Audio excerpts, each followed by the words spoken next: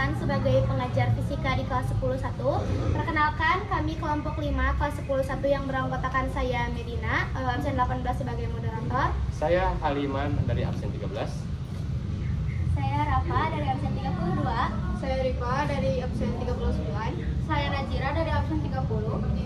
Oke, dan satu anggota kami lagi yaitu Hafiz akan menyusul karena presentasi dari rumah. Hari ini kami akan membahas salah satu topik penting yang berdampak sangat besar pada kehidupan sehari-hari kami di masa depan, yaitu materi bab energi alternatif dan perubahannya. Nah, seperti yang sudah kita ketahui, saat ini dunia menghadapi tantangan besar dalam memenuhi kebutuhan energi. Di satu sisi, kita masih bergantung pada sumber energi konvensional seperti minyak bumi, gas, dan batu bara. Namun di sisi lain juga, penggunaan energi tersebut dapat membawa dampak besar bagi lingkungan, seperti polusi dan perubahan iklim. Oleh karena itu, penting bagi kita semua untuk mengenal dan memahami energi alternatif dan juga sumber daya yang tidak hanya ramah lingkungan, tetapi juga berkelanjutan. Nah, dalam presentasi ini, kami bersama-sama akan mengeksplorasi energi alternatif beserta perubahannya melalui menjawab pertanyaan-pertanyaan yang telah diberikan. Dimulai dari nomor 1, yaitu pertanyaannya, sebutkan contoh-contoh perubahan energi dalam kehidupan sehari-hari. Banyak sekali energi yang sering kita temukan. Contohnya itu ada 1, energi kinetik menjadi energi potensial, lalu energi kinetik menjadi energi listrik, energi kimia menjadi energi listrik, energi panas menjadi energi listrik, energi kinetik menjadi energi bunyi, energi potensial menjadi energi listrik, energi cahaya dan menjadi energi gerak, dan yang terakhir energi cahaya menjadi energi listrik. Baik, lanjut ke pertanyaan nomor 2. Oke, saya akan menjawab untuk pertanyaan nomor 2. Saya akan menjelaskan masing-masing dari contoh dan juga macam-macam perubahan energi. Yang pertama, perubahan energi kinetik menjadi energi potensial terjadi ketika suatu benda bergerak naik atau ditarik ke atas, sehingga energi geraknya atau energi kinetik berubah menjadi energi penyimpanan atau energi potensial ketika mencapai ketinggian maksimal. Contohnya seperti bola yang dilemparkan ke atas, air terjun, pesawat yang mendarat, karet yang ditarik, ataupun lift dan juga elevator. Lalu yang kedua, perubahan energi kinetik menjadi energi listrik terjadi melalui proses konveksi energi gerak menjadi energi listrik. Contohnya seperti pada turbin air, kincir angin, dinamo, panel surya, dan generator. Lalu yang kedua, perubahan energi kimia menjadi energi listrik terjadi melalui reaksi kimia yang menghasilkan arus listrik.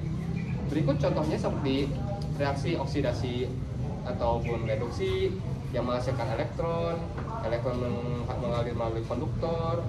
Energi kimia diubah menjadi energi listrik melalui proses elektrokimia seperti baterai, sel bahan bakar, pembangkit listrik tenaga nuklir atau PLTN, sel surya fotokimia, dan juga baterai lithium ion.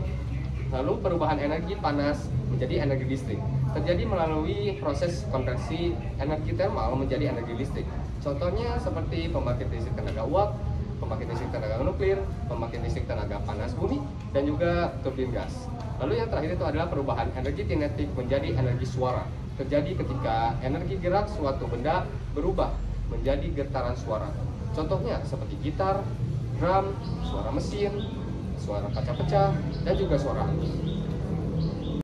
Assalamualaikum warahmatullahi wabarakatuh. Sebelumnya, izin memperkenalkan diri. Nama saya Hafiz Faisal Andriansa dari kelas 10 Sabtu absen 12. Sebelumnya, saya akan menjelaskan nomor ketiga dari materi bab energi alternatif dan perubahan. Nomor ketiga sendiri memiliki pertanyaan, yaitu proses perubahan energi potensial air menjadi energi listrik. Tata cara perubahan atau proses perubahan energi potensial air menjadi energi listrik yaitu 1. Air ditampung di waduk atau bendungan. Air yang tertampung di waduk memiliki energi potensial karena posisi air yang lebih tinggi. 2. Air dialirkan dari waduk melalui pipa-pipa ke turbin. Air yang mengalir mendorong baling-baling turbin sehingga berputar. 3. Perputaran turbin dihubungkan ke generator melalui gigi putar. 4. Generator pengubah energi mekanik dari turbin menjadi energi listrik. Terakhir, energi listrik yang dihasilkan dialirkan melalui jaringan distribusi listrik ke rumah, ke industri, dan juga fasilitas lainnya. Sekian jawaban saya tentang nomor 3. Wassalamualaikum warahmatullahi wabarakatuh. Baik, mari kami lanjutkan ke pertanyaan nomor 4. Nomor 4, yaitu pertanyaannya, jelaskan proses perubahan energi cahaya menjadi energi gerak. Energi cahaya dapat menjadi energi gerak karena cahaya terbentuk dari partikel cahaya yang disebut foton. Dan foton membawa energi kinetik yang membuatnya dapat bergerak. Energi kinetik adalah energi yang dihasilkan oleh benda gerak. Contoh energi kinetik adalah radiasi cahaya matahari. Ketika matahari menyinari bumi, matahari menghasilkan energi radiasi yang terbentuk dari partikel bergerak membawa panas, cahaya, dan radiasi lain. Mari kami lanjutkan ke pertanyaan nomor 5. Nomor 5, proses perubahan energi cahaya menjadi energi listrik terjadi melalui perangkat yang disebut sel surya atau sel fotovoltaik.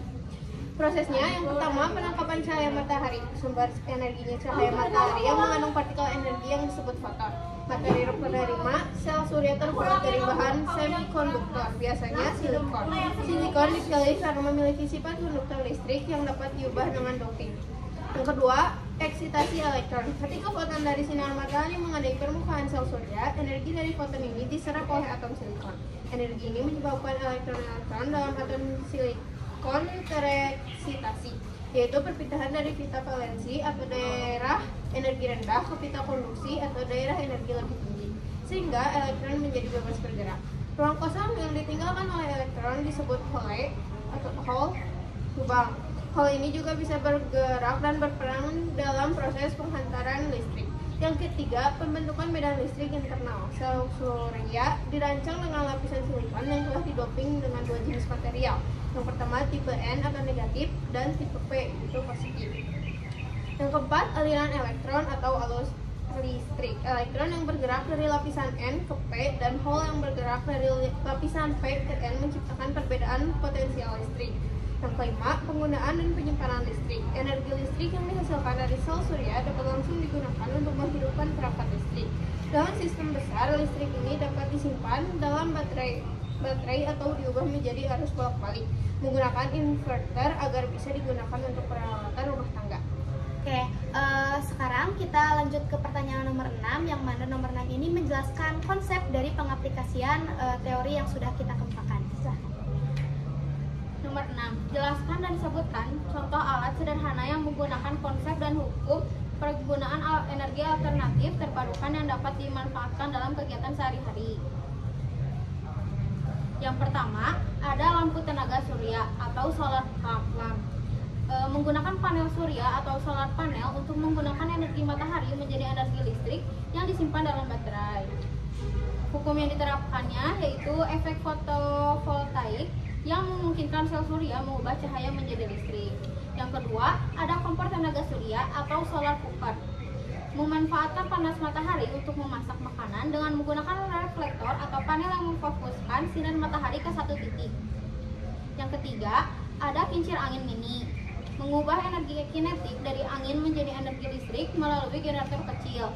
Hukum yang diterapkannya yaitu hukum kekalakan energi, di mana energi kinetik dapat diubah menjadi energi listrik. Yang keempat, ada pemanas air tenaga surya atau solar water heater. Menggunakan kolektor surya untuk memanaskan air yang dapat digunakan untuk kebutuhan rumah tangga. Hukum yang diterapkannya yaitu konduksi dan konveksi panas. Yang kelima, ada pembangkit listrik tenaga mikrohidro atau PLTMH mini.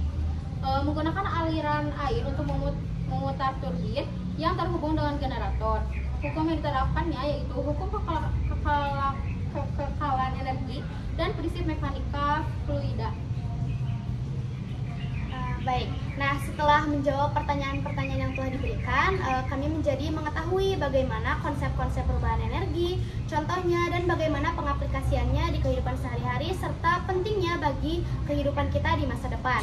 Nah, sudah selesai presentasi kami. Mohon maaf bila ada kesalahan dalam presentasi kami, sengaja maupun tidak disengaja. Maka dari itu kami pamit undur diri.